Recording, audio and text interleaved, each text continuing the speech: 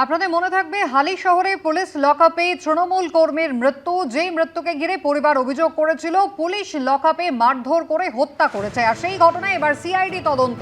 কথা বলবো আমাদের প্রতিনিধি সমীরণ পালের সঙ্গে। সমীরণ, কি জানা যাচ্ছে?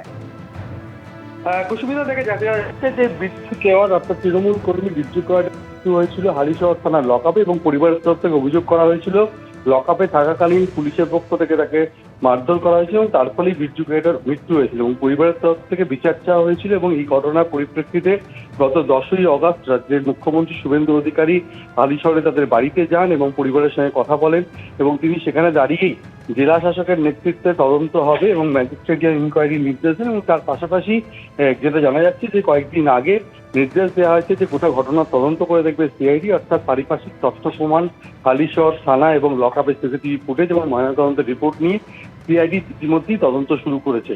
এই বিদ্যুৎ কেওয়ার তৃণমূল কর্মী এবং তাকে গ্রেপ্তার করেছিল হালিশহর থানার পুলিশ মারধর, তোলাবাজি এবং অস্ত্র আইনে তাকে অভিযুক্ত করে গ্রেপ্তার করে হালিশহর থানার পুলিশ এবং পুলিশ হেফাজতের নির্দেশ দেওয়া হয়েছিল ব্যারাকপুর মহকুমা আদালতে 5 দিনের পুলিশ হেফাজতের নির্দেশ। এবং হেফাজতে থাকাকালীনই বিদ্যুৎ কেওয়ারের মৃত্যু হয় এবং তাকে আশঙ্কাজনক অবস্থায় কল্যাণী জেএনএম হাসপাতালে নিয়ে গেলে চিকিৎসকরা মৃত বলে ঘোষণা করে।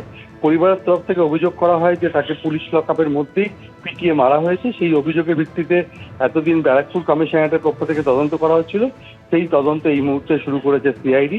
এবং এর আগে মুখ্যমন্ত্রী গোটা বিষয়টি বিচার দেওয়া হবে পরিবারকে এবং পরিবারের তার স্ত্রীকে চাকরির প্রতিশ্রুতি এবং এককালীন আর্থিক সাহায্য করে যায় এবং সেই ঘটনায় সিআইডি তদন্ত শুরু করেছে। ধন্যবাদ।